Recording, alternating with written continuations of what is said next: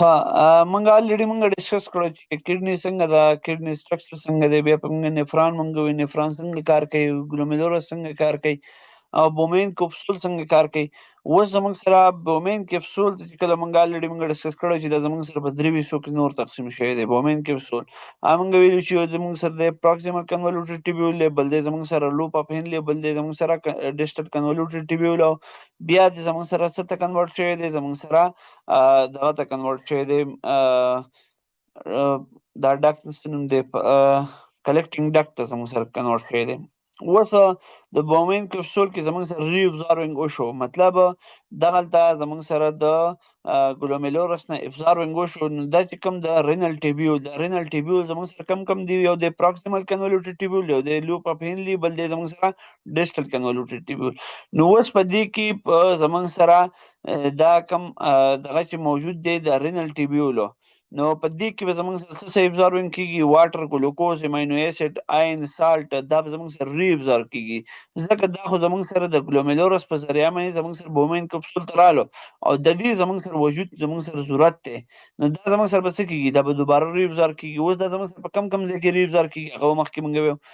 په دې کې بیا دي زموږ سره یوریا، یوریک اسید او کریټینین، دا چې او څو اوبه چې دي دا به زموږ سره یورین جوړوي. تاسو چې کله یورین سټډي کوئ که نه، د یوریناري سټډي کوئ، نو په هغې کې تاسو څه موجود دي، یوریا به تاسو ته موجود دي، یوریک اسید به تاسو ته موجود دي، کرټینین به تاسو ته موجود دي.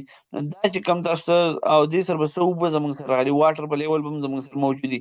نو دا زموږ سره څه کېږي، ترو ایکسکریشن، ترو کلیکټینګ ډکټ په ذریعه باندې دا زموږ سره بیا رینل اپیلویس ته راشي. رینل اپیلویس نه بیا دا زموږ سره مخکې باډي زموږ سره یوریټر ته ولیږي. یوریټر چې دی نو هغه بیا زموږ سره یورینري بلیډر ته لاړ شي، هلته سټور شي، چې کله بیا د هغې اکسکریشن کېږي هغه اکسکریټ کېږي. بیا اوس زموږ سره موږ ویلو چې زموږ سره بومین کپسول نه زموږ سره درې قسمه ټیوب زموږ سره تللي. یو دی زموږ سره پروکسیمل کنولوټیډ ټیوب، مینلی زموږ سره 65% دی ری ابزاروینګ وشي. په دې کې د څه شي د امینو اسید او د ګلوکوز چې دا زموږ سره د وجود دپاره مطلب امپورټنټ دي. نو دغلته زموږ سره دا یو ویسل، دا خبره چې تاسو ما کوله داسې سور غوندې دغه چې تاسو ته ښکارېږي. نو په دې ځای کې دا چې دي دا د دوی یو بل سره کنیکشن وي. هغه کنیکشن چې دی نو هغې په ذریعه باندې دا زموږ سره د دې ایکسچینجینګ وشي. چې دا کم ایکسچینجینګ وشو نو هغې په ذریعه باندې دا زموږ سره څه شی جوړ کړي، د پروکسیمل کنولوټیډ ټیبیول چې دي. نو په دې کې بره نه خو زموږ سره بومین کپسول نه خو زموږ سره څه موجود وو، واټر ابزارون، دا زموږ سره یوریا، کرټینین، دا ټول زموږ سره موجود وو. نو مینلی دا پوینټ تاسو ځان سره یاد ساتئ چې پروکسیمل کنولوټیډ ټیبیول چې دی زموږ سره 65% څه شی واپس ابزار کی، امینو اسید، ګلوکوز. تاسو چې کله هم بیا د یو دغه ټیسټ کوئ د ډایبیټک پیشنټ، چې کله تاسو ټیسټ کوئ نو هغه په یورین کې بیا زموږ سره ګلوکوز پازیټیو راځي. نو څه شی دلته زموږ سره د هغې ایکسکریشن زموږ سره دومره کېږي نه چې مثال په طور واپس ری ابزار شي. هلته په باډي کې د هغې مقدار زموږ سره سیوا وي. نو دا څه دي زموږ سره ګلوکوز لیول زموږ سره په دې کې زموږ سره سیوا راځي. نو دا پوینټ په دې کې دا دی چې 65% ری ابزارونګ زموږ سره په دې کېږي د څه د امینو اسید او د ګلوکوز. بیا په لوپ اپ هینلي کې په زموږ سره څه ابزارونګ کېږي، یو د واټر کېږي، بل د سالټ زموږ سره ری ابزار کېږي. بر نه خو زموږ سره راخوشي شوي وو که نه. دا په کته چې کوم راځي نو یو د ډیسینډینګ لیم دی، یو د اسینډینګ لیم دی. و دا زموږ سره ډیسینډینګ لیم شو، بل زموږ سره اسینډینګ لیم شو. نو په دې لوپ اف هینلي کې نو په دې ځای کې زموږ سره بیا څه موجود دي، ډیسینډینګ لیم چې دی په کته چې کوم راکوزېږي نو دا پرمیبل دی. صحیح ده. دا زموږ سره سالټ زموږ سره نشي ریمو کولی، سالټ نشي ابزار کولی، خو صرف اوبه ودغ کولی شي، اوبه ترې راوتی شي د دې لوپ اپ هینلي نه. نو څوک احتیال دي، هلته زموږ سره وینز موجود دي، هغه بیا زموږ سره راوړي او اوبه ابزار کړي او اسینډینګ کوم چې بیا په بره خیږي. دا زموږ سره څه کېږي، سالټ زموږ سره ابزار کړي، ځکه زموږ سره وجود ته هم زموږ سره ضرورت دی. سوډیم آین ریموډ ډیو ټو اے ټي پي پمپ، دغه کوم یو بل سره میکانیزم چې کوم یو بل سره دغه کېږي، ایډینوسین ټرای فاسفیټ د پمپ په ذریعه باندې دا یو بل ایکسچینجینګ زموږ سره وکړي. بیا دی زموږ سره ډیجیټل کنولوټیډ ټیبیول، په دې کې بیا زموږ سره څه وشي، لږ سالټ او واټر چې د دې ری ابزارونګ وشي. پوینټ له راشئ دا و. په دې ځینې زموږ سره دغه راله واټر، آین او وغیره دا شونه، سالټ، امینو اسید، یوریا، کرټینین دې ته راله. صحیح ده.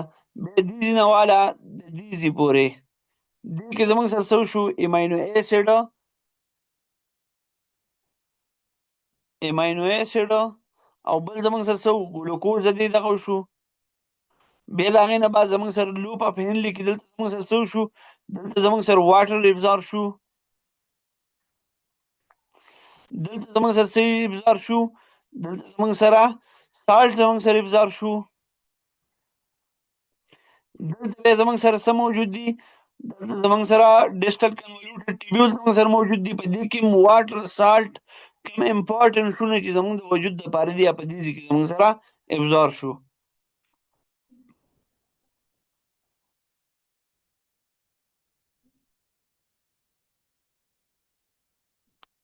ښه نو اوس ری ابزارینګ په قصه باندې به هم تاسو پوه شوي. دا زمونږ سره څه دي، زمونږ سره کوم د ری ابزارینګ به په کولو پکار کنه، دلته د بلډ نه خو زمونږ سره د دې ابزارینګ ترو پرمیبل ممبرین او پورس په ذریعه باندې زمونږ سره دا را انټر شو. بیا د هغې کې زمونږ سره د پروکسیمل کنولیوټډ ټیبیول کې زمونږ سره امینو اسید ګلوکوز زمونږ سره ابزار شو ترو بلډ ویسل زمونږ سره دا باډي ته به وراله.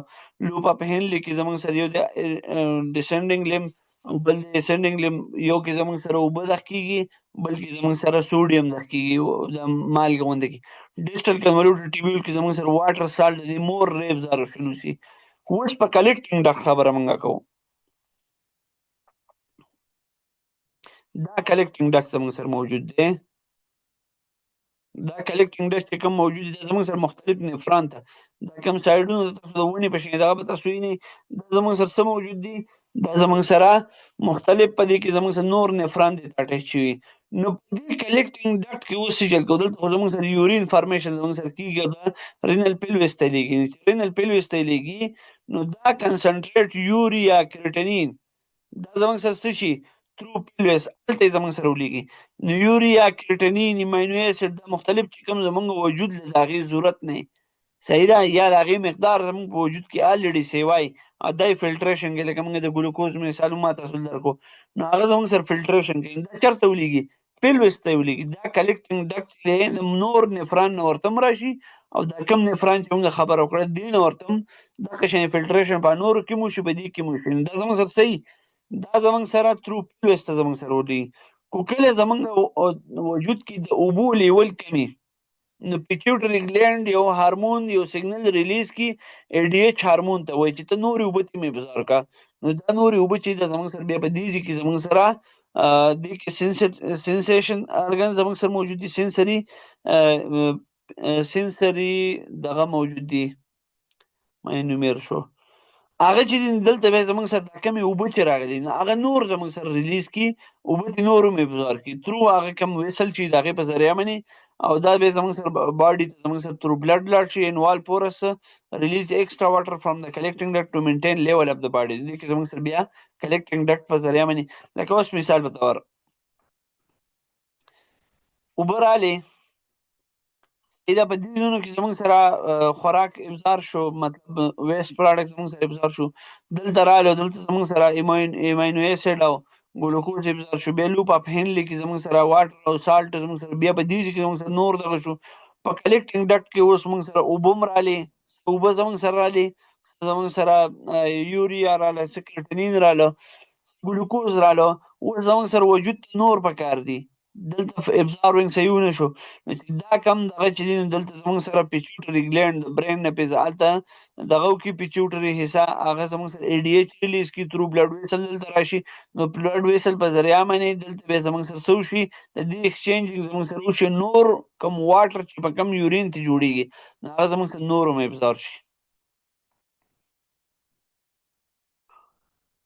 The function of the kidney, excretion of metabolic waste, urea, creatinine, and foreign material, drugs, toxin.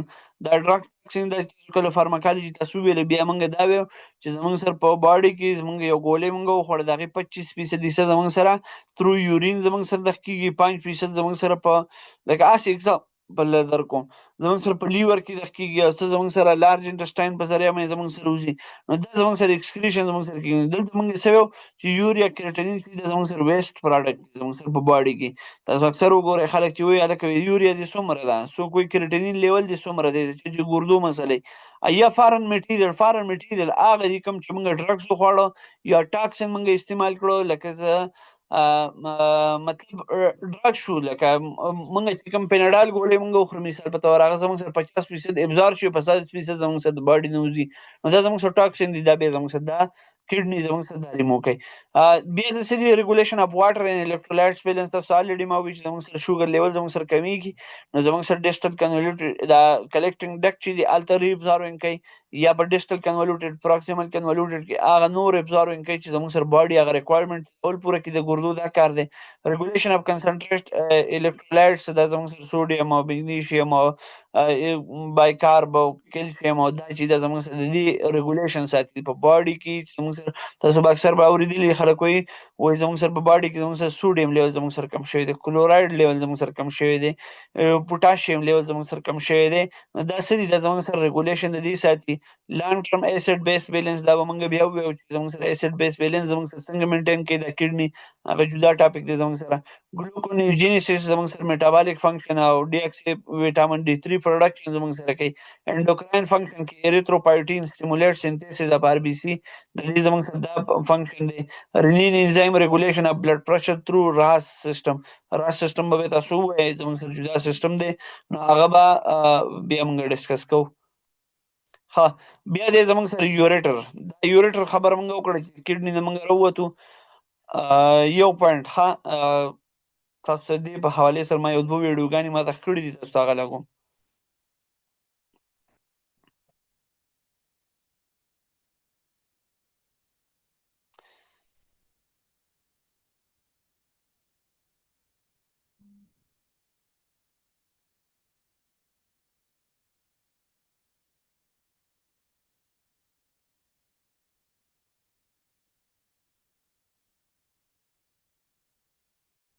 हमारी बॉडी में मौजूद paired organs होते हैं जो ब्लड फिल्ट्रेशन का काम करते हैं। आवाज पे किधर जी? Yes sir. किडनीज की अगर लोकेशन की बात की जाए तो ये हमारे पेट में बैक साइड पर स्पाइन यानी बैकबोन की दोनों साइड पर रिब्स के नीचे मौजूद होते हैं। यहाँ अगर आप गौर करें तो राइट किडनी लेफ्ट किडनी के मुकाबले में थोड़ा सा ज्यादा नीचे है। इसकी वजह यह होती है कि पेट में राइट साइड पर लिवर मौजूद होता है जिसने पेट में काफी स्पेस ऑक्युपाई की होती है, जिसकी वजह से राइट किडनी जरा सा डाउन मौजूद होता है ताकि लिवर को स्पेस मिल सके।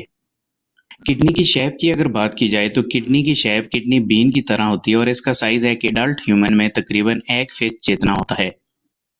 पेस मतलब کوم چې زموږ سره د موټې موږ جوړو د لاس د موټې زموږ سره دومره دې स्ट्रक्चर زموږ سره جوړیږي. किडनीज का कलर रेडिश ब्राउन होता है और किडनी की लेंथ 4 to 5 इंचेस, विड्थ 2 to 3 इंचेस और थिकनेस 1 इंच तक होती है। किडनीज हमारी बॉडी में 5 इंपॉर्टेंट फंक्शंस परफॉर्म करते हैं। Osmoregulation, blood pressure maintenance, hormones production, acid base balance and excretion of waste product. चलें अब किडनी की एनाटॉमी को स्टडी करते हैं। यह किडनी की सिंपल डायग्राम है। हमारे किडनी की सबसे बाहर वाली वॉल या लेयर को रीनल कैप्सूल कहा जाता है। ये लेयर टफ फाइब्रस प्रोटीन से मिलकर बनी होती है और ये हमारे किडनी को प्रोटेक्शन प्रोवाइड करती है। इस लेयर के बाहर फैटी टिश्यू भी मौजूद होते हैं जो हमारे किडनी को मजीद प्रोटेक्शन और इंसुलेशन प्रोवाइड करते हैं। अगर आप यहाँ किडनी की ऊपर वाली साइड पर गौर करें तो आपको एक पिरामिड शेप स्ट्रक्चर नजर आएगी। ये स्ट्रक्चर एक ग्लैंड है जिसे एड्रिनल ग्लैंड कहा जाता है। ये ग्लैंड किडनी के ऊपर मौजूद होता है और इस ग्लैंड का किडनी के फंक्शन के साथ कुछ खास रिलेशन नहीं होता। हमारा किडनी एक साइड से कन्वेक्स और एक साइड से कॉनकेव होता है। कॉनकेव साइड पर ये जो हाईलाइटेड रीजन आप देख सकते हैं इसको हाइलम कहा जाता है। इस रीजन को आप किडनी का एंट्री पॉइंट कह सकते हैं। यानी यहाँ पर आपको मजीद 3 स्ट्रक्चर्स नजर आएंगे। रीनल आर्टरी, ये एक ब्लड वेसल है जो एब्डोमिनल एओर्टा से निकलकर किडनी की तरफ जाती है। ये ब्लड वेसल हार्ट से ब्लड को लेकर किडनी में भेजती है। रीनल वैन, ये ब्लड वेसल किडनी से ब्लड को लेकर इंफीरियर वेना केवा में भेजती है, जहां से फिर ब्लड हार्ट की तरफ जाता है। रीनल पेल्विस, हाइलम में मौजूद थर्ड स्ट्रक्चर जिसे रीनल पेल्विस कहा जाता है, यह एक लार्ज डक्ट होती है जो यूरिन को कलेक्ट करके यूरेटर में भेजती है और यूरेटर से फिर यूरिन ब्लैडर में जाता है और फिर यूरेथ्रा के रास्ते बॉडी से बाहर एक्सक्रीट कर दिया जाता है। अगर हम रीनल कैप्सूल को पील करें तो नीचे जो किडनी का रीजन हमें नजर आता है उसे रीनल कॉर्टेक्स कहा जाता है। किडनी को स्लाइस करने पर आपको कॉर्टेक्स रीजन कुछ यूं दिखाई देगा। रीनल कॉर्टेक्स के बाद किडनी का इनर रीजन रीनल मेड्यूला कहलाता है। रीनल मेड्यूला पायरामिड शेप्स में मौजूद होता है और एक किडनी में तकरीबन 8 to 18 पायरामिड्स मौजूद हो सकते हैं। रीनल पायरामिड्स के दरमियान के रीजन को रीनल कॉलम कहा जाता है। यह रीजन पायरामिड्स को सेपरेट करता है। Renal column basically renal cortex की ही एक्सटेंशन होता है। यकीनन आपने सुन रखा होगा कि किडनी का structural and functional unit nephron होता है। नेफ्रॉन के 3 पार्ट्स किडनी के कॉर्टेक्स रीजन में ही मौजूद होते हैं। Renal corpuscle, proximal convoluted tubule and distal tubule, जबकि नेफ्रॉन के 2 पार्ट्स मेड्यूलर रीजन में मौजूद होते हैं, loop of Henle and collecting duct. Renal medulla में हर पायरामिड के एपेक्स पर यूरिन कलेक्ट होता है। इस रीजन को रीनल पेपिल्लाए कहा जाता है। रीनल पेपिल्लाए एक स्मॉल ट्यूब से कनेक्टेड होते हैं जिसे माइनर रीनल कैलेक्स कहा जाता है। 3 माइनर रीनल कैलेसेस मिलकर मेजर रीनल कैलेक्स बनाते हैं और फिर मेजर रीनल कैलेसेस मिलकर पेल्विस बनाते हैं, जहां पर सारी कैलेसेस से यूरिन कलेक्ट होता है। रीनल पेल्विस फिर यूरेटर के साथ जाकर मिलता है, जहां से यूरिन ब्लैडर में स्टोर होने के लिए जाता है। ब्लैडर में जब एक स्पेसिफिक अमाउंट में यूरिन इकट्ठा हो जाता है तो फिर हमें यूरिनेशन की अर्ज महसूस होती है और इस तरह हम यूरिन को यूरेथ्रा के रास्ते से बाहर एक्सक्रीट कर देते हैं। होपफुली आपको किडनी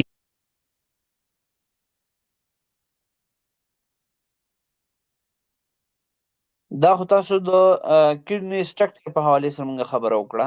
اوس د هغې نه بعد بیا زموږ سره دی د نفران خبره موږ کړو. نفران په حواله سره اوس واورئ ښه. नेफ्रॉन हमारे किडनी का main structural and functional unit होती है। एक किडनी में तकरीबन 1 मिलियन नेफ्रॉन्स मौजूद होती हैं। जब ब्लड किडनी में एंटर होता है तो ये नेफ्रॉन के अंदर ही जाकर फिल्टर होता है। इसका मतलब है कि किडनी का जो फंक्शन हम स्टडी करते हैं वो फंक्शन असल में किडनी में मौजूद नेफ्रॉन्स कर रहे होते हैं। चलें अब पहले नेफ्रॉन की स्ट्रक्चर को समझ लेते हैं। नेफ्रॉन की स्ट्रक्चर स्टार्ट होती है बोमेन्स कैप्सूल से। बोमेन्स कैप्सूल की वॉल पोरस होती है जो कि ब्लड में से वेस्ट मटेरियल को कैप्चर करने में छलनी का काम अदा करती है। इसके अलावा बोमेन्स कैप्सूल में कैपिलरीज का एक जाल भी मौजूद होता है जिसे ग्लोमेरुलस कहा जाता है। ग्लोमेरुलस में जिस ब्लड वेसल से ब्लड एंटर करता है څنګه دا ښکارېږي تاسو ته؟ साउंड इधर जी ओके है उसे एफरेंट आर्टरियोल कहा जाता है और जिस वेसल से ब्लड लीव करता है उसे एफरेंट आर्टरियोल कहा जाता है। دا ټول موږ ډیسکس کړي دي. اوس تاسو وینئ صرف बोमेन्स कैप्सूल और ग्लोमेरुलस दोनों स्ट्रक्चर्स को मिलाकर रीनल कॉर्पसल कहा जाता है। रीनल कॉर्पसल से नीचे नेफ्रॉन का ट्यूब्यूलर सिस्टम स्टार्ट होता है जिसे रीनल ट्यूब्यूल्स कहा जाता है। रीनल ट्यूब्यूल को फिर 4 पार्ट्स में डिवाइड किया जाता है। पहला पार्ट बोमेन्स कैप्सूल से स्टार्ट होकर रीनल कॉर्टेक्स रीजन तक खत्म हो जाता है। इस पार्ट को प्रॉक्सिमल कन्वोल्यूटेड ट्यूब्यूल कहा जाता है। रीनल कॉर्टेक्स किडनी का आउटर रीजन होता है जो आप यहाँ देख सकते हैं, और किडनी का जो अंदर वाला डीप रीजन होता है उसे रीनल मेड्यूला कहा जाता है। किडनी की एनाटॉमी एंड फिजियोलॉजी पर मैंने वीडियो बना रखी है जिसका लिंक मैं डिस्क्रिप्शन में डाल दूंगा। चलें टॉपिक पर वापस आते हैं। प्रॉक्सिमल कन्वोल्यूटेड ट्यूब्यूल के बाद रीनल ट्यूब्यूल का सेकंड पार्ट स्टार्ट होता है। ये पार्ट यू शेप ट्यूब की तरह होता है जो किडनी के मेड्यूलरी रीजन में प्रेजेंट होता है। इस पार्ट को लूप ऑफ हेनले कहा जाता है। लूप ऑफ हेनले का जो पार्ट नीचे की तरफ जा रहा है इसे डिसेंडिंग लिम्ब कहा जाता है, और जो पार्ट ऊपर को आ रहा है इस पार्ट को असेंडिंग लिम्ब कहा जाता है। इसके बाद रीनल ट्यूब्यूल का थर्ड पार्ट स्टार्ट होता है। ये पार्ट फिर से कॉर्टेक्स रीजन में मौजूद होता है। इस पार्ट को डिस्टल कन्वोल्यूटेड ट्यूब्यूल कहा जाता है। और फिर फोर्थ और लास्ट पार्ट को कलेक्टिंग डक्ट कहा जाता है। कलेक्टिंग डक्ट किडनी के कॉर्टेक्स रीजन से स्टार्ट होकर मेडुला और फिर कैलेक्स रीजन में जा गिरती है।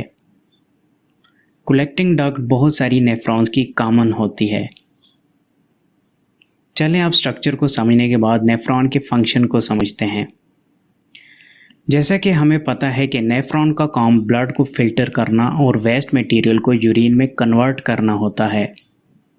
तो देख लेते हैं कि नेफ्रॉन ये फंक्शन कैसे परफॉर्म करते हैं। जब ब्लड एफरेंट आर्ट्रियोल से ग्लोमेरुलस में इंटर होता है तो ग्लोमेरुलस में ब्लड का प्रेशर बहुत हाई हो जाता है। ऐसा इसलिए होता है कि एफरेंट आर्ट्रियोल साइज में पतली होती है, जिसकी वजह से ब्लड एंटर होने के बाद उसी फ्लो में लीव नहीं कर पाता, जिससे प्रेशर बढ़ जाता है। इस प्रेशर के इंक्रीज होने का फ़ायदा ये होता है कि ब्लड से वेस्ट मटेरियल और कुछ एसेंशियल न्यूट्रिएंट्स वगैरह भी कैपिलरीज से निकलकर बोमेंस कैप्सूल के ल्यूमेन में चले जाते हैं। इस प्रोसेस को अल्ट्रा फिल्ट्रेशन कहा जाता है, और इसके नतीजे में नेफ्रॉन में जो फ्लूइड इकट्ठा होता है उसे फिल्ट्रेट कहा जाता है। फिल्ट्रेट में वेस्ट मटेरियल के साथ साथ कुछ यूज़फुल मटेरियल भी शामिल हो जाते हैं, जैसा कि वाटर, ग्लूकोज, साल्ट, आयंस और एमाइनो एसिड्स वगैरह। याद रहे कि फिल्ट्रेट में ब्लड से लार्ज मॉलिक्यूल्स और सेल वगैरह शामिल नहीं हो पाते, सिर्फ छोटे मॉलिक्यूल्स को ही बोमेंस कैप्सूल के ल्यूमेन में जाने का रास्ता मिल पाता है। अब जैसे जैसे फिल्ट्रेट नेफ्रॉन में आगे ट्रेवल करता है वैसे वैसे इसमें से एसेंशियल सब्सटेंसेस को दोबारा से ब्लड में रीअब्जॉर्ब कर लिया जाता है, जैसा कि ग्लूकोज, एमाइनो एसिड, वाटर और साल्ट वगैरह को प्रॉक्सिमल कन्वोल्यूटेड ट्यूब्यूल से ही रीअब्जॉर्ब कर लिया जाता है। البته موږ ذکر کړی موږ وایي چې صرف امینو اسید او ګلوکوز دا ریابزار کوي، نو دلته واټر په کوم ریابزارون کیږي؟ यानी तकरीबन 65% फिल्ट्रेट प्रॉक्सिमल कन्वोल्यूटेड ट्यूब्यूल से ही रीअब्जॉर्ब कर लिया जाता है। इसके बाद कुछ वाटर लूप ऑफ हेनले की डिसेंडिंग लिम्ब से रीअब्जॉर्ब कर लिया जाता है, और फिर साल्ट को असेंडिंग लिम्ब से د ascending او د descending خبر موږ کړو، یو طرف ته زموږ سره دغه کیږي څه نومې دی واټر تک کیږي په descending limbs د بل طرف نه، او دا چې کوم شو کې د سالټ چې ورته لیکل دی دا زموږ سره د ascending limbs زموږ سره راځي، په دې کې زموږ سره دلته سالټ زموږ سره ابزارونګ وشي रीअब्जॉर्ब कर लिया जाता है। इसके बाद डिस्टल कन्वोल्यूटेड ट्यूब्यूल से सोडियम और साथ में कुछ अमाउंट में वाटर को भी रीअब्जॉर्ब कर लिया जाता है, और इस तरह करते करते फिल्ट्रेट कंसंट्रेट होता हुआ कलेक्टिंग डक्ट में चला जाता है। अगर बॉडी में पानी की कमी हो तो फिर हमारा pituitary gland ADH hormone secrete करता है। ये हार्मोन कलेक्टिंग डक्ट के सेल्स को सिग्नल देता है, जिससे सेल्स में पोर्स बन जाते हैं और मज़ीद वाटर को ब्लड में शामिल कर लिया जाता है।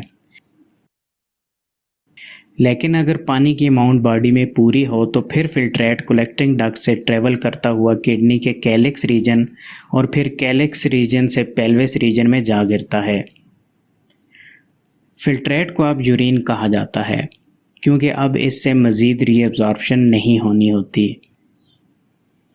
पेल्विस से यूरिन फिर यूरेटर में जाता है और यूरेटर से ब्लैडर में जाकर स्टोर हो जाता है। ब्लैडर से फिर ज़रूरत महसूस होने पर इसे बॉडी से बाहर निकाल दिया जाता है। होपफुली आपको वीडियो पसंद आई होगी। मिलते हैं नेक्स्ट वीडियो में।